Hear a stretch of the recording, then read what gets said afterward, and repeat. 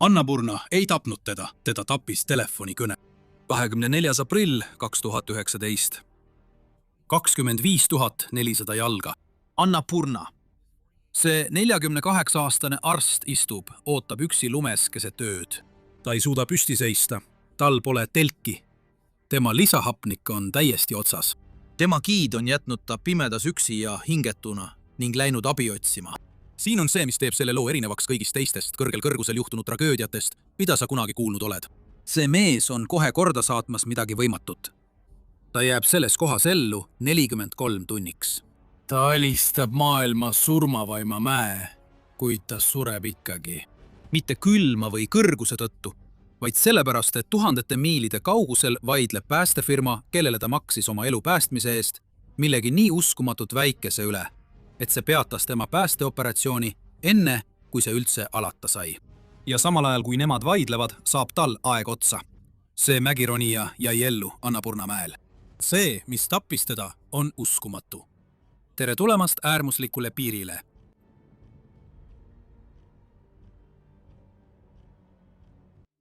aasta 22. aprilli ööl alustas 32 mägironijat oma tippurünnakut Annapurnale.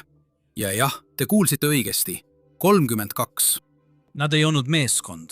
Nad olid võõrad, kelle oli kokku pannud nende ekspeditsiooni korraldaja Seven Summit Treks. See, mis neid ühendas, oli ühise loa ekspeditsioon. Kaubanduslikus mägironimises juhtub see siis, kui 10 üksikronijad panevad oma raha kokku, et jagada kulusid samasse baaslaagrisse jõudmiseks. Palkavad samad sherpad köite kinnitamiseks ja broneerivad sama korraldaja paberimajanduse jaoks. See on odavam, kuid see vähendab ka vastutust. Mäel ei ole keskset giidi, kes kehtestaks range tagasipöördumise aja ja see tähendab, et kui sa 25 000 jala kõrgusel hätta satud, pole ühtegi juhti, kelle ülesanne oleks seda märgata.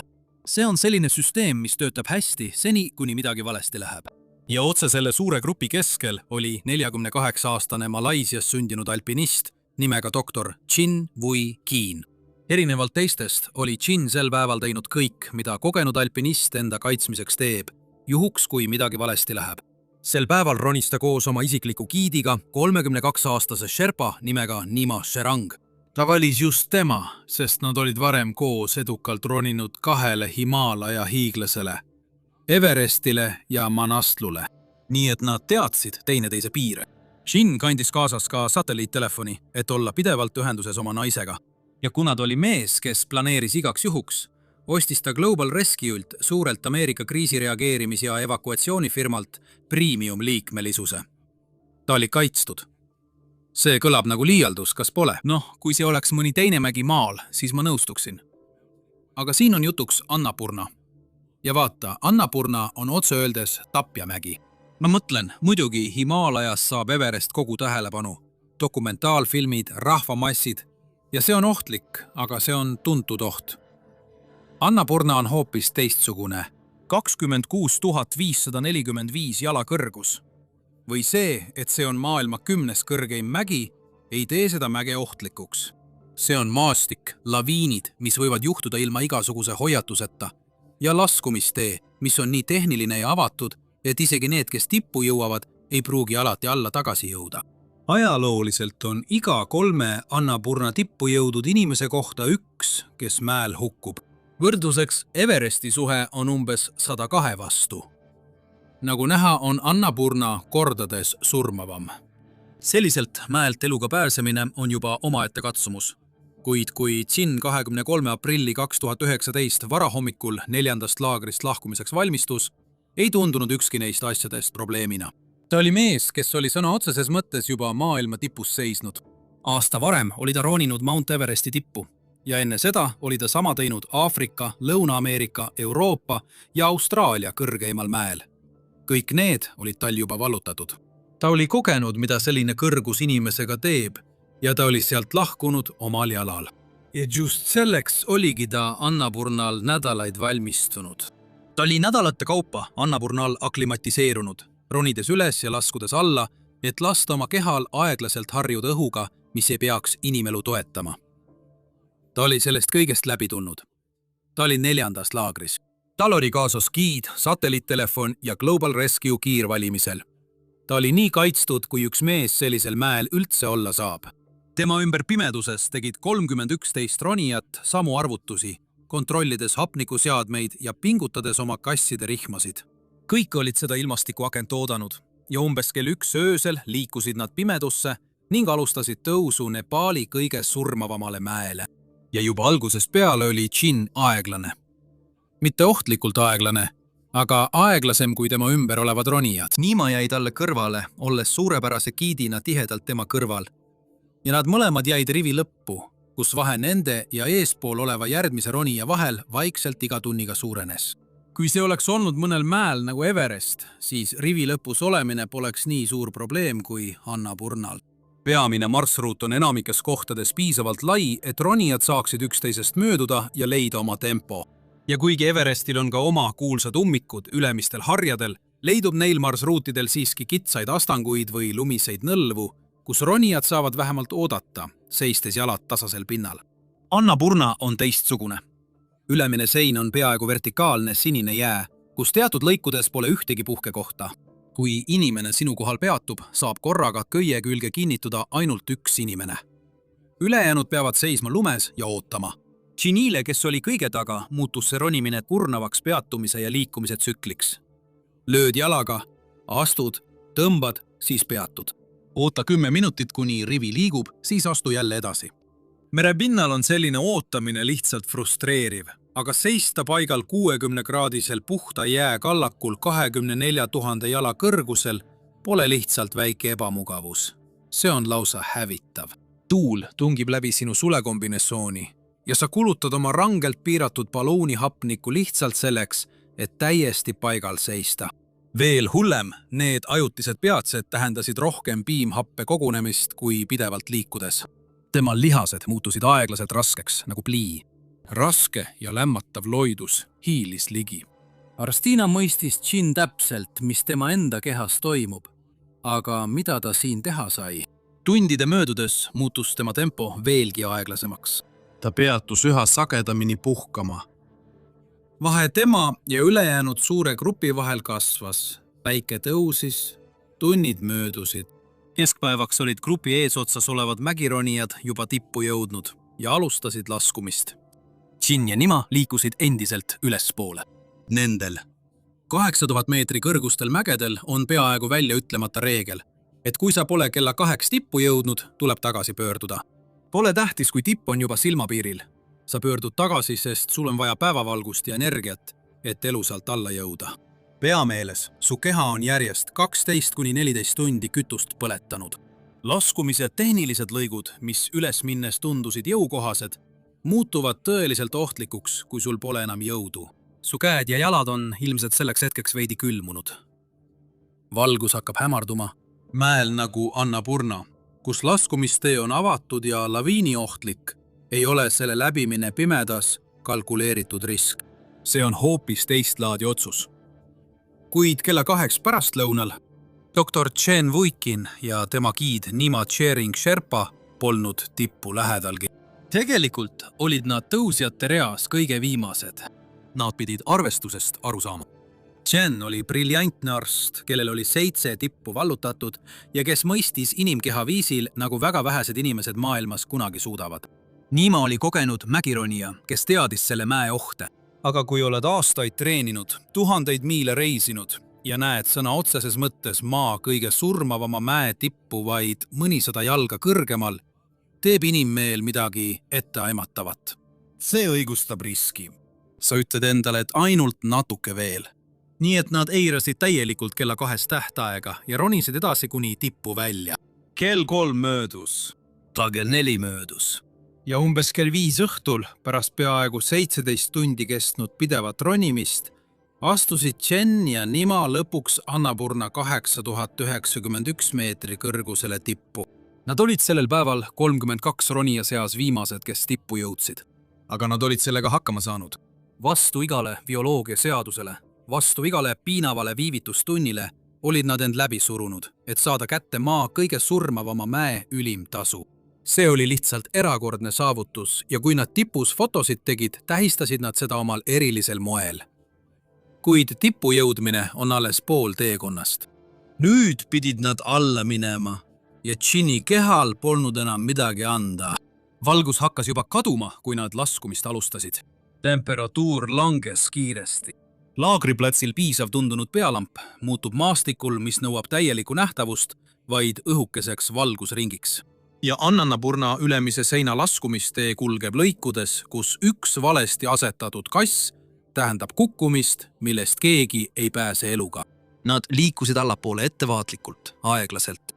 Chen pingutas alla minnes teistmoodi kui üles minnes. Üles minnes teeb keha vähemalt seda, milleks ta loodud on.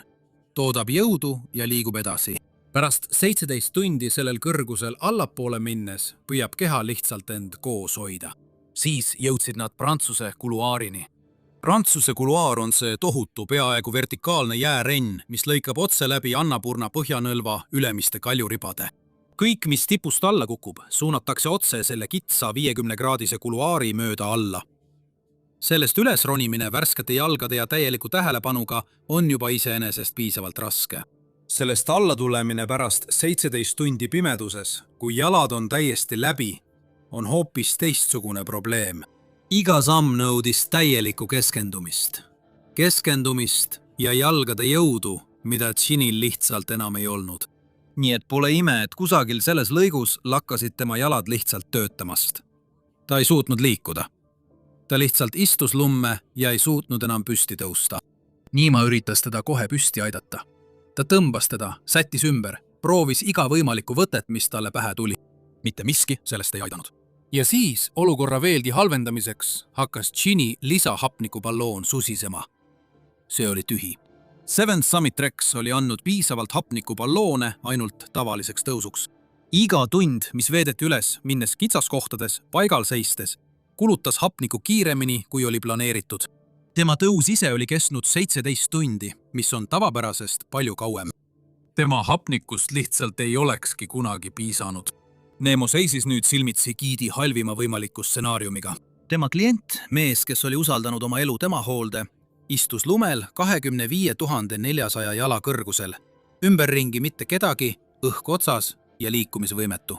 Ilma lisahapnikuta sellisel kõrgusel ei kesta kurnatud keha siin kaua ning Nima ei suutnud teda üksi alla lohistada. Seega, et päästa Gin, tegi Nima midagi, milleks peaaegu ükski inimene maal sellises olukorras julgust ei leiaks. Ta võttis oma lisahapniku varustuse ära ja andis selle Ginile. Mõtle, mida see tähendab. Nima pani oma keha vabatahtlikult tõsise hapniku puuduse ja massiivse külmakahjustuse ohtu, et anda oma kliendile veel mõned elutunnid juurde. Ta üritas Gini uuesti püsti tõmmata, et nad saaksid jätkata, kuid see oli kasutu. Liisa hapnikust piisas, et tema aju töötaks, kuid see ei suutnud asendada juba kadunud füüsilist jõudu. Gin oli endiselt täiesti liikumisvõimetu. Nima teadis, et siia jäämine oli ohtlik. Ilma lisahapnikuta enda jaoks oleks tema enda hingamine lakanud ning kui ta oleks jäänud hommikuni, poleks kumbagi neist elusalt leitud. Nii et tal oli ees 2 rasket valikut. Kas ta peaks jätma mehe, kelle kaitsmist ta oli lubanud üksi mäele pimedas, või jääma ja kuidagi lootma päästele? Nima otsustas minna. Ta ütles Ginile, et läheb abi järele 4. laagrisse.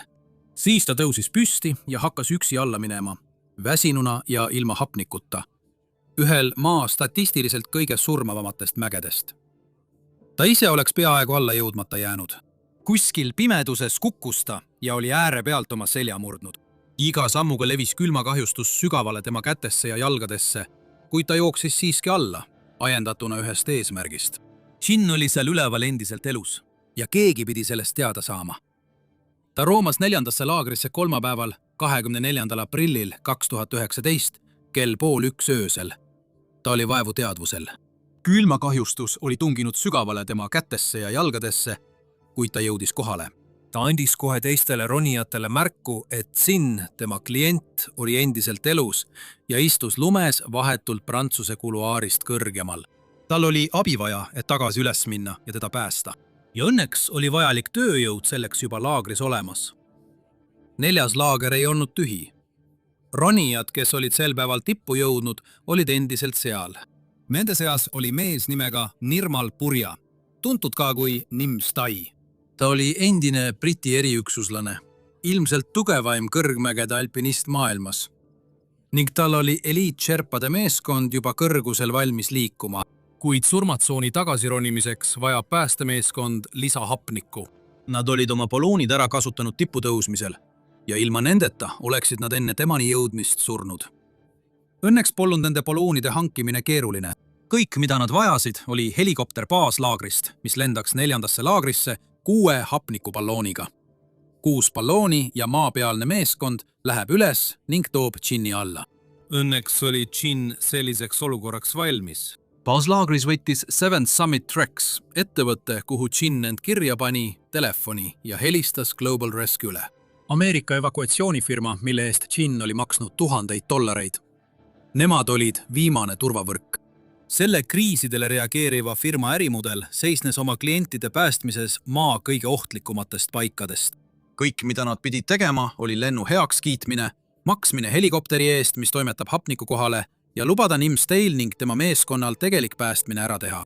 Seega, kui kõne läbi läks, ootas Seventh Summit Treks kiiret heakskiitu. Nad selgitasid plaani. Chin istus lumes vahetult Prantsuse kuluaarist kõrgemal. Eliitmaapealne meeskond oli 4. laagris valmis. Nad vajasid vaid, et helikopter tooks hapniku kohale ja siis läheksid nad teda päästma. Kuid Global Rescue, kes oli telefoni teises otsas, vaatas sellele olukorrale teisiti. Nende vastus helikopteri taotlusele oli ei.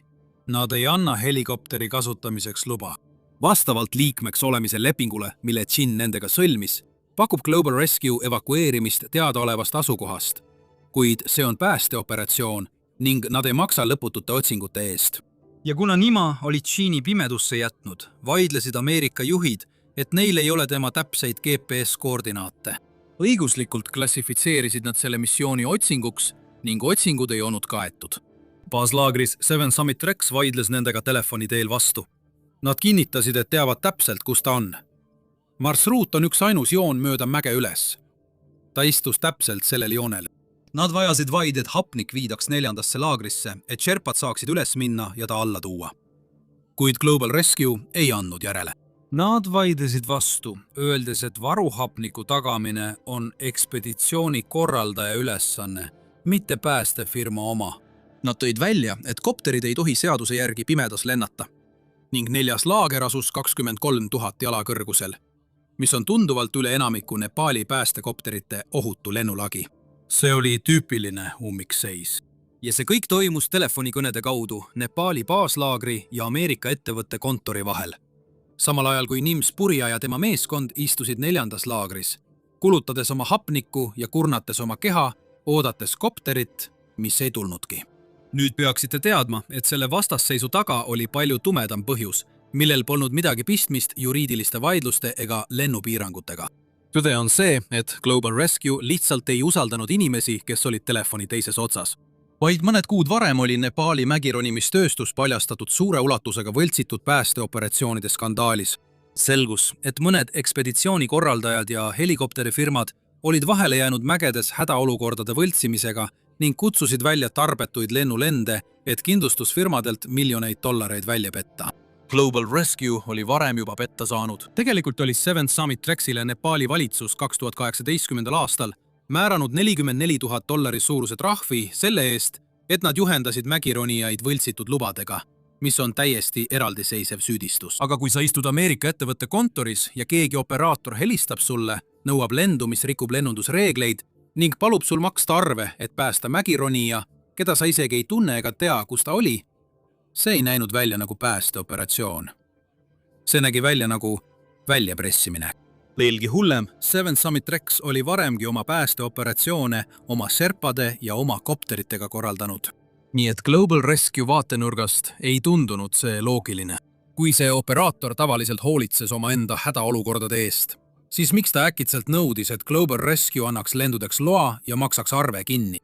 Ettevõtte kontoris, mis oli juba korra pettuse ohvriks langenud, hakkasid häirekellad tööle. Ja samal ajal, kui need kaks ettevõtet vaidlesid pettuse üle ja lugesid teineteisele lepingupunkte ette satelliittelefoni kaudu, istus Dr. Chin endiselt abitult täpselt seal, kuhu nima ta oli jätnud. Satelliittelefon, mille ta oli just sellise hädaolukorra jaoks kaasa võtnud, oli kasutu. sellel hüpooksia ja kurnatuse tasemel lülitab aju välja peenmotoorika. nii et Chin ei suutnud füüsiliselt oma raskeid tippkindaid käest võtta, et -30-kraadises tuules tillukesi nuppe vajutada, ilma et ta käed kohe ära külmuksid. Ja tal puudus ka vaimne keskendumisvõime, et üldse rääkida. Ta ei saanud ise abi kutsuda. Kõik, mida ta teha sai, oli oodata. ja Chini jaoks oli see ootamine omamoodi piin. Ta oli vanemkonsultant anestesioloog Singapuris. Tema tööks oli inimkeha loomuliku hapniku taseme jälgimine, mis hoiab inimest teadvusel ja elus. Ta oli aastaid jälginud monitore, mis näitasid samu numbreid, mis nüüd tema enda kehas alla tiksusid. Ainult et seekord polnud ühtegi monitori. Ta teadis täpsemalt kui peaaegu keegi teine sellel mäel, kui palju aega tal tõenäoliselt veel jäänud oli. Ta teadis, et iga sekund, mille ta sellel mäel päästeta veetis, viis teda lähemale pöördumatule nekroosile ja süsteemsele kokkuvarisemisele. Aga mida ta üldse selles olukorras teha sai, et midagi peatada? 4. laagris, vaid paar tuhat vertikaaljalga temast allpool, istusid Nirmal Purja ja tema meeskond oma telkides, jälgides tühja taevast kopteri ootuses, mis kunagi ei saabunud. Kõik, mida neil vaja oli, olid 6 haplikuballooni, mis oleksid 4. laagrisse alla visatud, kuid need ei jõudnud kunagi kohale. Lõpuks ei suutnud Nirmal Purja oma meeskonda enam kinni hoida. Nad olid tundide kaupa äärmuslikul kõrgusel istunud, kulutades oma varusid ja vaadates tühja taevast. Nende kehad halvenesid iga ootetunniga. Nende saatmine tagasi üles ilma hapnikuta oleks olnud surmaotsus. Nii et kolmapäeva 24. aprilli hilisõhtuks hakkasid Nimps Purja ja tema meeskond baaslaagrisse laskuma. Ja doktor Chin, mees, kes oli teinud kõik õigesti, et end kaitsta, jäi üksi enda eest hoolitsema ühes maa kõige vaenulikumas paigas, ilma varjualuale, toidu ja veeta. Tuhandete kilomeetrite kaugusel Singapuris mõistis doktor Chini abikaasa, doktor Tanaborn, et kindlustusfirma ei kavatsegi tema meest päästa. Nii et ta lõpetas nende heakskiidu ootamise. Ta jättis Global Rescue täiesti kõrvale, võttis telefoni ja helistas Nepali erahelikopteri firmasse nimega Simrik Air. Ta garanteeris isiklikult $40,000 suuruse makse oma taskust ilma lepingu või vaidluseta. Nii et neljapäeva hommikul 25. aprillil tõusis õhku piloot nimega kapten Bibek Koka, et teha seda, mida $mitme miljoni päästeagentuur ei olnud nõus tegema. Ta lendas oma helikopteriga kaugemale, kui selle sertifitseeritud lennupiirid lubasid, ja tõusis üle 25 000 jala kõrgusele õhukesse õhku Annapurna kohal. Kui ta pööras üle Prantsuse kuluaari järsu jää, märkas ta midagi. Maas oli üks kuju, kes alguses üldse ei liikunud. Siis tõusis nõrgalt üks käsi ja hakkas õhus vehkima. See oli Dr. Chen. Kuidagi, uskumatul kombel, pärast peaaegu 40 tundi üksi 25 400 jala kõrgusel miinuskraadides, ilma hapniku, varjualuse, toidu ja veeta, oli doktor Chin Vuikin elus ja lehvitas helikopterile. Aga tema leidmine oli alles esimene probleem, mille nad lahendasid. Kapten Kotka nägi teda, kuid helikopter ei saa lihtsalt hõljuda. 25 400 jala kõrgusel, avada ust ja tõmmata halvatud meest sisse. Õhk on siin liiga hõre. Kapten Kotka ei saanud teda päästa, nii et ta kihutas alla baaslaagrisse, kus Nimps Purja ja tema eliit 4-liikmeline Sherpadest meeskond olid valmis ja ootasid. Nad laadisid helikopteri täis Seven Summit Rexi enda hapnikuballoone. Täpselt seda hapnikku, mis oli kogu aeg baaslaagris olemas olnud. Nad olid lihtsalt alates teisipäevast palunud kindlustusfirmal see neile üles lennutada. Kuid lennundusfüüsika karm reaalsus Himaalajas on see, et täiesti tühi ja maksimaalselt kergendatud helikopter suudab vaevu jõuda 25 000 jala kõrgusele, et lihtsalt ringi vaadata. Aga helikopter, mis on täis 4 rasket Sherpat, paksu talvist päästevarustust ja raskeid metallist haplikuballoone, ei suuda sugugi nii kõrgele lennata.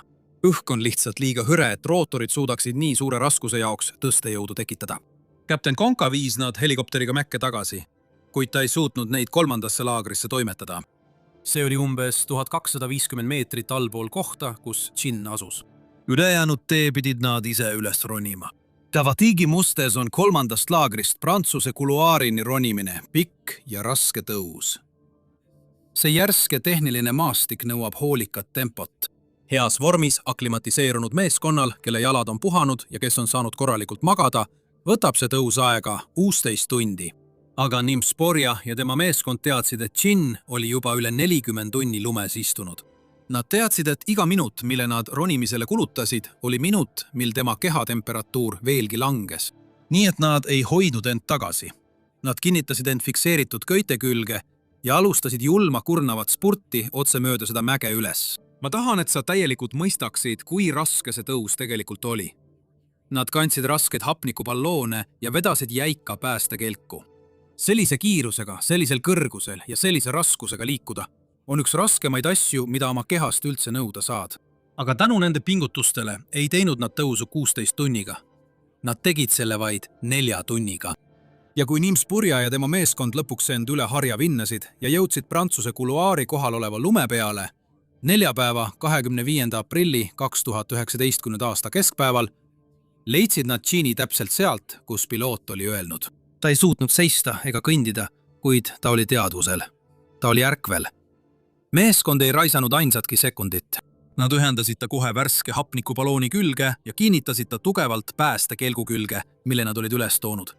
Ning alustasid seejärel ränka füüsilist tööd, et teda alla tuua.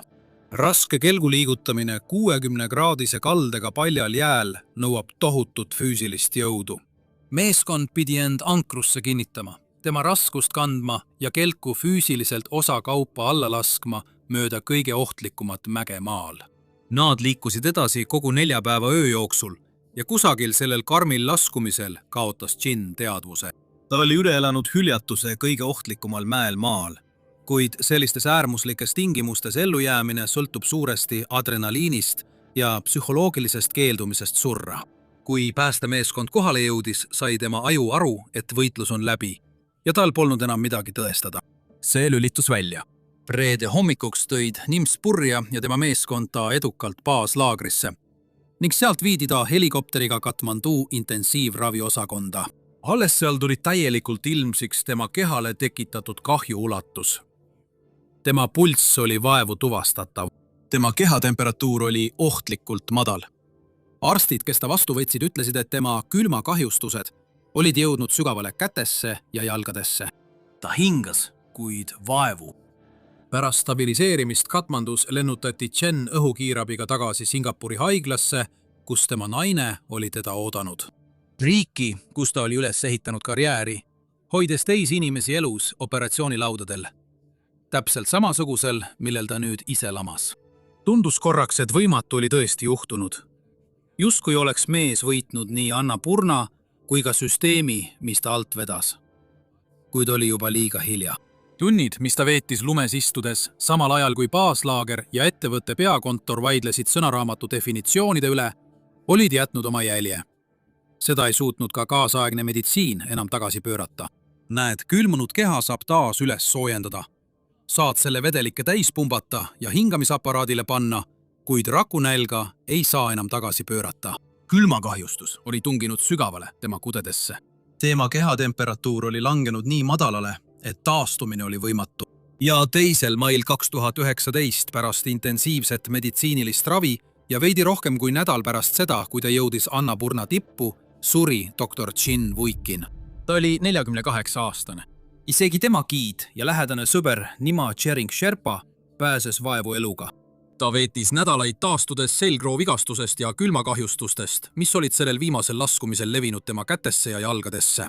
Mõnda aega polnud arstid kindlad, kas ta kaotab 3 varvast. Ta andis oma enda hapniku ära, et anda oma kliendile veel mõned tunnid. Ja oli selle eest peaaegu oma eluga maksnud. Seda lugu on lihtne vaadata ja öelda, see on katastroof, milles on palju eri tegureid. Ja mõnes mõttes see nii ongi. 32 mägironijat samal tippurünnakul oli paratamatult katastroof. Ekspeditsiooni korraldaja, kes viib suure grupi mäkke ilma palju lisahapnikuta juhuks, kui tekib hädaolukord, on probleemne. Ja kui aus olla, siis pärast kella 2 tagasipöördumisaega edasironimine oli ise juba ohtlik. Keegi selles loos ei pääsenud täiesti puhtalt. Aga tõde on see, et see kõik ei tapnud doktor Jini. Äriotsus tappis ta. Ta tegi kõike, mida peab tegema. Ta maksis $1000 suurele korporatsioonile ühe väga konkreetse lubaduse eest. Kui juhtub halvim, tuleme sulle järele. Ja kui halvim tegelikult juhtus, ei määranud tema elu ilm, gravitatsioon ega kõrgus. Selle määras hoopis ettevõtte riskijuht, kes vaidles sõna otsing juriidilise definitsiooni üle. Mis mõte on turvavõrgul, kui selle hoidjatel lubatakse see maha lasta niipea, kui see neile raha maksma läheb? See Annapurna katastroof tõestas, et katki läinud korporatiivne süsteem võib olla sama surmav kui surmatsoon. Ja isegi aastal 2026 ei muutu surmatsoon sugugi turvalisemaks. Kui soovid näha täpselt, kuidas 5 mägironijat said ajaloo kõige rahvarohkema Everesti hooaja ohvriteks, siis see lugu on siin.